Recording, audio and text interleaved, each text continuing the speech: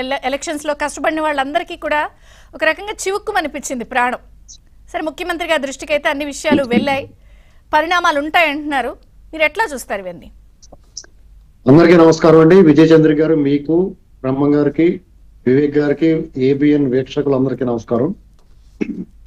ఇది అంటే మొన్న జరిగిన ఈ కార్యక్రమం సంబంధించి ఆ జోగి రమేష్ అనేటువంటి రోగక్రిమి, ఈ ఒక ఆరోగ్యవంతమైన శరీరంలోకి రోగక్రిమి ప్రవేశిస్తే ఎలాగైతే అస్వస్థతకు గురవుతారో అలాంటి పరిస్థితి వచ్చిందంటే, అయితే ఇది అప్పటికప్పుడు వెలుబుకిన ఆవేశం, అసంతృప్తి, అసహనం, ఆగ్రహం కంటే కూడా గత 6 నెలలుగా ఈ కూటమికి సంబంధించిన పార్టీ, బీజేపీ వాళ్ళు పెద్ద నొప్పి ఉందో లేదో తెలియదు కానీ జనసేన, టీడీపీకి సంబంధించిన కార్యకర్తలు, ఆ పార్టీ నాయకుల్లో ద్వితీయ తృతీయ శ్రేణి, అలాగే సాధారణ సగటు పౌరులకు కూడా ఒక రకమైన తెలియని అసంతృప్తి, ఒక అసహనం ఉందండి.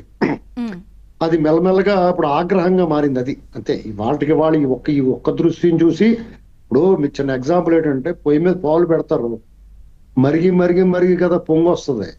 మీరు పొయ్యి మీద పెట్టిన వెంటనే పొంగు రాదు కదా. అలాగే ఈ 6 నెలల నుంచి వీళ్ళందరికీ ఉన్న అసహనం, అసంతృప్తి పెరిగిపోయి ఒకసారిగా బయటపడింది. ఇది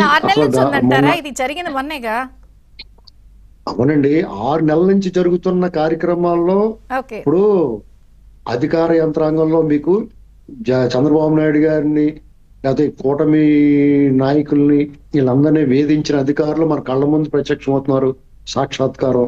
అలాగే చాలా మంది ద్వితీయ తృతీయ శ్రేణి నాయకులు టకాల్మని ఈ జెండాలు కప్పేసుకుని ఇందులోకి వచ్చేస్తున్నారు. ఇవన్నీ చూస్తూ ఉన్నారు.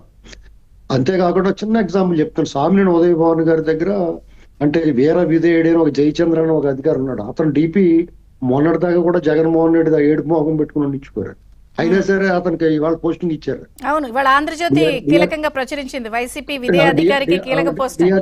మరి అవన్నీ చూస్తే ఈ పార్టీ పట్ల ఉద్యోగుల్లో కూడా అందరూ చెడ్డోళ్ళు ఉంటారు కదా, 170 మంది మంచివాళ్ళే ఉంటారు. ఇలాంటి వాళ్ళ కింద పనిచేయాల్సి వచ్చినప్పుడు చచ్చినట్టు వాళ్ళు కూడా, వాళ్ళలో కూడా అసహనం పెరుగుద్ది. వాళ్ళు బయటపడలేరు, ఎందుకంటే ప్రభుత్వ ఉద్యోగాల్లో ఉన్నారు కాబట్టి. సాధారణ ప్రజలు, కార్యకర్తలు స్వేచ్ఛగా మాట్లాడగలుగుతారు కాబట్టి వాళ్ళు బయటపడ్డారు. నాయకుల్లో కూడా అసంతృప్తి ఉంటుంది, కొంచెం అసహనం ఉంటుంది. ఇది పార్టీ నాయకులు అందరూ, అధిష్టానాలు కొంచెం దీన్ని చాలా జాగ్రత్తగా తీసుకోవాలి, కేర్ తీసుకోవాలండి. అది ఈ సంఘటనతోటి వాళ్ళు అలర్ట్ అయ్యారని అనుకుంటున్నా. 6 నెలలు పట్టింది. ఇదే జయచంద్ర, ఇప్పుడు నేను పార్టీని లేదా లీడర్స్ ని, ఈ అధికారులని మూడు కేటగిరీలుగా చూసినప్పుడు, ఇదే అధికారి ఎలక్షన్ కోడ్ ఉంటే కూడా జగన్ గారి ఫోటోని వాట్సాప్ ప్రొఫైల్ డీపీగా పెట్టుకున్న వ్యక్తి, అంత భుజాన మోసి దండోర వాయించిన వ్యక్తి. అప్పుడున్న ఎలక్షన్ అధికారి మీద కూడా వాదన దిగివాడు ఇతను. మరి వాళ్ళు ఏ రకంగా ఇతను నెత్తిమే కూర్చుంటాడని వచ్చి ఇలాంటివి అనమాట చూసుకోవాలి జాగ్రత్తగా. ఎందుకంటే అధికారులు కాబట్టి వాళ్ళు స్కిన్ కాపాడితే వాళ్ళతో పనులు ఉంటాయని. అలాగే ఇక్కడ కూడా చాలా మంది వాళ్ళకి ఇప్పుడు రాజకీయ నాయకులు సాధారణంగా ఒకళ్ళు చంపేసుకునేంత ద్వేషం ఎక్కడో కనబడుతుంది, మైన్యూట్. మిగతా అంతా కూడా వాళ్ళు సత్సంబంధాలు అంటే ఉండాలి కూడా.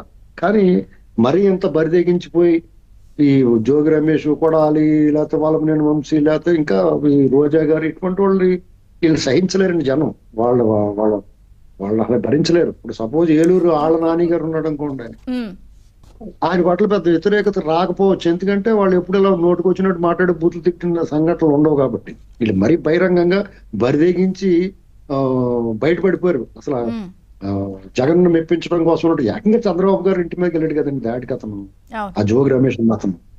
అది చూసిన తర్వాత అసలు నేనే ఆ జోగి రమేష్ ఆ రోజు అతను చంద్రబాబు నాయుడు గారి ఇంటి మీద దాడికి వెళ్ళిన రోజున ఈ బ్రహ్మం గారు కూడా వాళ్ళు చాలా పెద్ద ఇదైంది, దాని మీద కూడా కేసు కట్టారు. చాలా ఆయనే స్పందించాడు గట్టిగా చెప్పాలంటే. అక్కడ ఉన్న అంతకు ముందున్న నాయకులు శ్వాస వచ్చి గట్ట పడిపోరు. ఈయన గట్టిగా మాట్లాడాడు, ఫైట్ చేసాడు. తర్వాత దాని ఫలితం ఆయనకి ఇబ్బందులు కూడా వచ్చినాయి. ఆ రోజు రాజధానికి సంబంధించిన రైతులు నాకు పరిచయం ఉన్న వాళ్ళందరినీ, నాయకులు వాళ్ళందరికీ ఫోన్లు చేసి, ఏమయ్యా మీరు ఉద్యమం చేస్తున్నారు, సాక్షాత్ చంద్రబాబు నాయుడు గారు ప్రతిపక్ష నాయకుడు, పెద్ద మనిషి, ఆయన ఇంటి మీద దాడికి వెళ్ళాడు, మీకు తెలియదు వెళ్ళటం, అతను వెనక్కి ఎలా వెళ్ళనిచ్చారని అడిగాను. వాళ్ళు ఏమి చేయట్లేదు, రోడ్డు మీద రావట్లేదు, కొట్టక్కర్లేదు, రోడ్లు గట్టంగా టాటర్లు పెట్టి లేకపోతే రోడ్లు దిగ్బంధనం చేసి అతను అక్కడే నిర్బంధించాలి కదా, మీరు ఎందుకు వదిలేసారని అడిగానండి. అంటే ఎక్కడో కూర్చున్న మాకే ఆ దృశ్యాలు చూస్తున్న మాకే ఒళ్ళు మరి దానికి వైసీపీ సోషల్ మీడియా గానీ దీన్ని ఏదో తప్పెందుకు పడుతున్నారు, ఒకే వేదికపై అధికార ప్రతిపక్షాలు రావడం అనేది